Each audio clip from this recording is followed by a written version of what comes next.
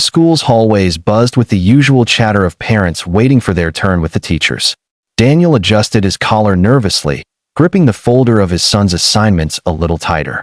He was used to being the only dad in the room, used to curious glances at meetings, and used to wearing both hats, father and mother, for his 10-year-old son, Liam. What he wasn't used to, however, was the sudden tightening in his chest when he glanced toward the front of the room. There she was, Amelia. The name itself brought back a wave of memories that rushed through him before he could stop them. The young woman who had once held his heart, the girl he had dreamed of building a life with, stood there in a sleek, tailored suit that spoke of power and success. Her hair, once wild and free in her college days, was now neatly styled, yet her eyes, those same deep, soulful eyes, hadn't changed a bit. Daniel blinked, almost convincing himself he was imagining things. But when she looked up and caught his gaze, the air between them shifted. Time collapsed, years melted away, and for a fleeting moment, he wasn't the tired single dad balancing bills and responsibilities. He was the young man who had once kissed her under the stars, promising forever. Amelia's breath hitched when she recognized him. She hadn't expected this.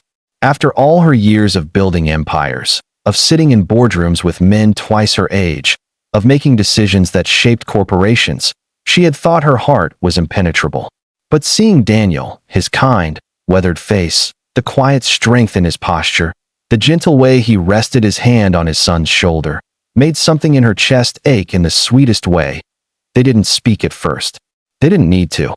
The silence carried all the words they had once left unsaid, all the letters never written, all the calls never made. "Mr. Hayes?" The teacher's voice broke the moment. "It's your turn."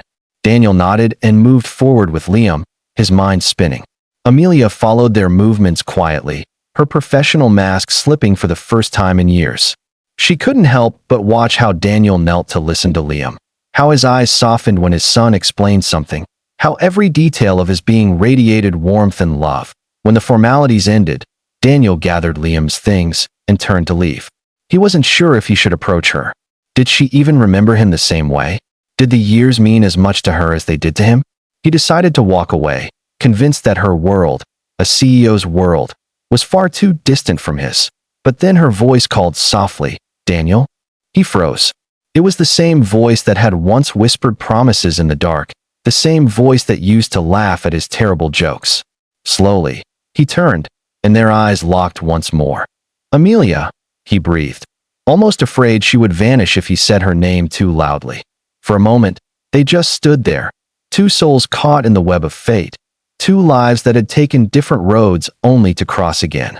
They stepped aside, letting the crowd of parents pass by.